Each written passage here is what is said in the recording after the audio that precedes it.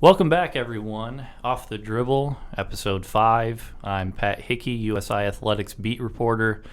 Joining me again is Jevin Redman, voice of the Eagles on 95.7. Jevin, thanks for being here. Thanks for having me back, as always. Hard to believe 1 week from tonight we'll be at Purdue for the exhibition opener. And excited it's here, but you kind of anticipate the season getting here, and then all of a sudden once it does, you're like, oh wow, it's here. So I know the basketball players are excited, and it's kind of that time through the practice season where you get tired of going against each other, and they're ready, for a new opponent to go after, and Purdue will be one heck of an opponent to go after. That's right, yeah, definitely with their size and everything. So Episode 5, and if you've been listening to previous weeks, that means we're on the 5 spot here in the positional series. We're going to talk about centers today, and that really should not be even plural. We've touched on basically everyone except for one guy. So we're going to talk about him and a look ahead a bit to next week in the Purdue exhibition on Tuesday. But the mystery man this week is Davis Carter. 7-foot center, junior, who is expected to start. And I have no confirmation on that other than my own hunch. Just because, he's a guy that kind of factors into how USI wants to play, and if they can get production out of a Davis Carter, that really takes a lot of pressure off of Julius Rajala and Dejar Dixon. But anyways, here is Davis Carter on kind of his summer and, what he's been working on the most. Just being a dominant big, I think I had a really good summer. The coaches have kind of agreed with me on that because last year there was not a lot of pressure on me because I was playing behind some good bigs, and this year I've kind of had to step up. And so this summer I worked a lot on just a couple post moves that I could be dominant with, especially going back to since I'm left-handed, going back to my left hand, which is very hard to defend. So yeah, Jevin, you heard Davis there kind of talk about him wanting to kind of incorporate some more post moves into his offensive game, and we saw a little bit last year. I mean, he only averaged 7 minutes a game, so he was really brought in to be kind of the much needed protector around the rim at those times. But kind of just what Davis said offensively, just what kind of role do you think Davis could really excel at with this team? Well, you mentioned he got 7 minutes a game last year, and I thought the time that he was in, he provided some help protecting the rim. I thought he did a really good job with that. He rebounded well. Scoring, he struggled unless he was right around the rim. So Davis mentioned that in the offseason, that's what he worked on, trying to get more post moves and being able to score and be a scoring threat. Watching him in practice the other day, they were doing some one-on-one drills. Now, granted, he was getting the ball at the top of the key, trying to go one-on-one against Darrell Taylor. Not your ideal matchup, but once he got the ball in the post against Taylor, I thought, he looked a little more poised and had some more moves that he could go to. He's an interesting guy because we talk about whether he'll start or not. I think you had to give him the opportunity to start early and see what he can do, but the kicker is he's not going to play starting minutes. Even if he does start, to see him maybe 10, 15 at the max, just because I don't know if he is skilled enough offensively yet. At least he hasn't proven it to get starting minutes. So when Davis is in the ball game, hopefully he can provide some rim protection and really exploit that of his game. And something else Davis kind of talked about too was just that he came in and started towards the end of the season last year. That was actually the first game that George Edwards did not start, and Davis did start that game. And then once Davis started, George quit, and here we are. But so he got some more playing time towards the end of the season last year, and he mentioned that today, Tuesday, just in that he lacked confidence last year. Just not having played very much, and especially at this level. So I know Rodney Watson really, he talked about that too, just in that he needs the confidence and needed the experience.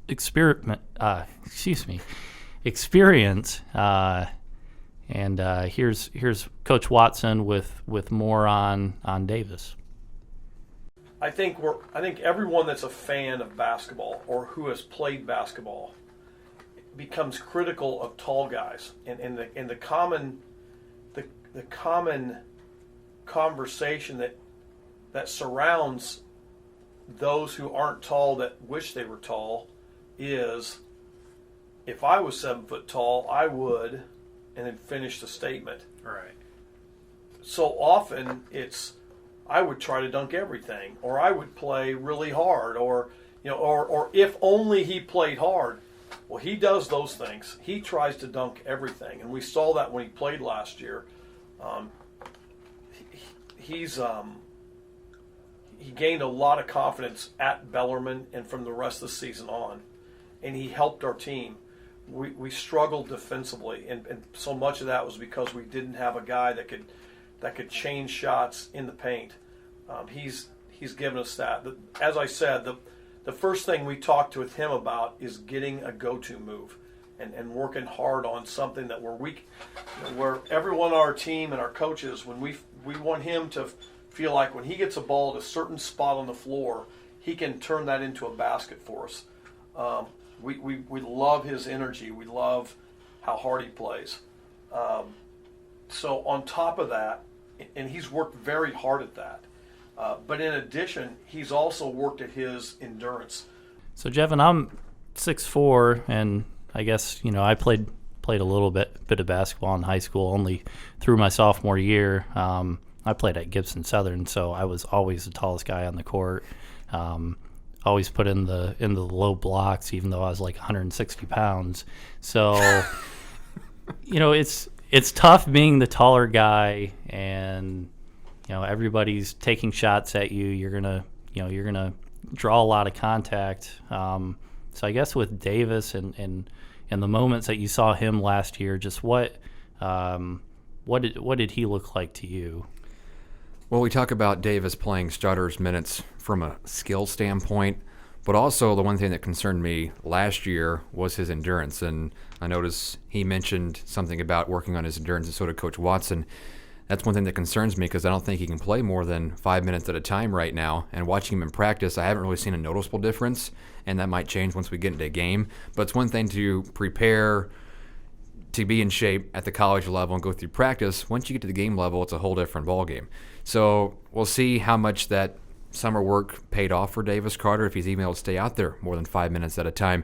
Another thing you have to be concerned with, the guy that is 7 foot, doesn't have all that quick feet either. Not a whole lot of 7 foot centers do, but is he likes to block a lot of shots. He got in some foul trouble last year in the short amount of time he was out there. So you mentioned his endurance and also foul trouble, staying out of it. Those are a couple of things that's probably going to keep Davis Carter off the floor more than he would like.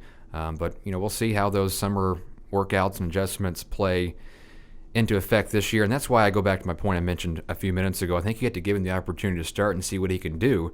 And then after that, you can always decide to play smaller and have him come off the bench. Yeah, even if Davis isn't maybe going to be a guy that is going to create on his own, or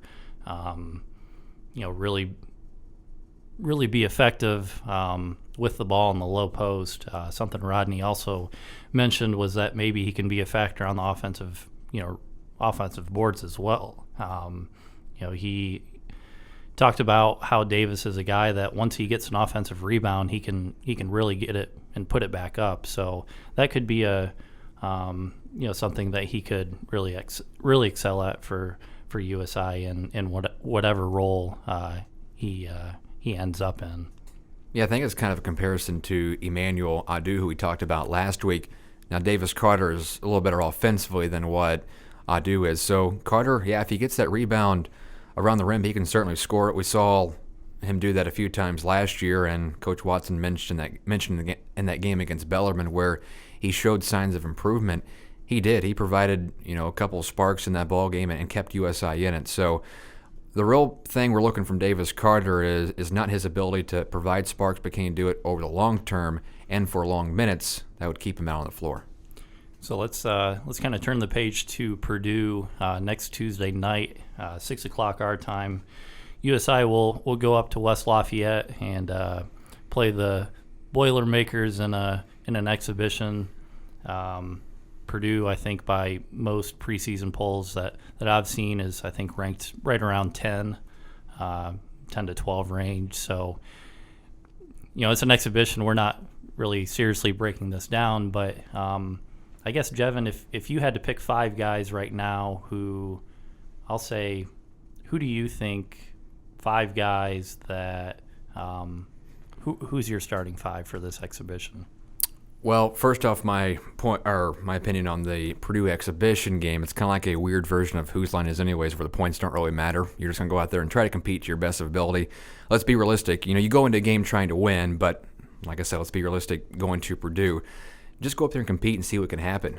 Try to make it the best of a ball game you can. As far as a starting lineup, I don't know. I think it'll be interesting what they want to do with the Marcellus-Bobo combo. I'm not sure if they're really decided on that. So I don't know if I really have an opinion on a starting 5, but I think you try to start big and give Davis Carter a chance, especially against a team that has a 7'2" guy and a 6'10" center, both possible NBA players in the future. So I don't really know as far as a starting 5, but I think you do give Davis Carter a chance and see what you do against those guys and just tell them, hey, go out and compete to your best of ability. What I'll be looking at in that game is not necessarily the score, but how they compete. And I think USI's guards can handle Purdue's guards a bit. Obviously, they're going to be a little more talented than the USI guards are, but I think you'll be able to see where the Eagles need to improve in that week off before their first regular season game. That's kind of what I'm looking at from this exhibition game. In the previous years, they played IU, Tennessee, Dayton, those kind of schools. Really competed well against IU a few years ago. So Coach Watson, I think, will have them ready to the best ability, but obviously they have a huge task in front of them. And Watson, of course, Watson and Purdue's Matt Painter both obviously have a history as well. They were on the Southern Illinois bench under, I believe it was it Coach Lowry at Southern Illinois? We're not sure on that, but anyways, they were on the same bench for about 5 years, and then Painter got the head coach job for a year. I think that was before going to Purdue. So they're friends, good relationship. I'm sure that's how kind of this exhibition got formed. So that's another kind of interesting storyline going into this. Yeah, but I'm really looking forward to seeing this team out in a competitive environment. Obviously, we both have seen them a couple times in practice. And in all honesty, I think the number one guy I'm most excited about watching is Marcellus Washington. He's going to be tested against some D1 guards. I think he has the speed of a D1 guard, his ability to get in the paint, draw traffic, and kick. I think that'll be fun to watch. And of course, you're not playing the score in exhibition games, so Coach Watson will have set rotations in which he wants to play on Tuesday night and then go from there. And that'll do it for us. For Pat and Jevin, we will not have a podcast next week. We'll return the week after, the first full week of November, to talk about the presidential election. Just kidding. But we'll keep talking hoops all year long. So we'll see you in 2 weeks.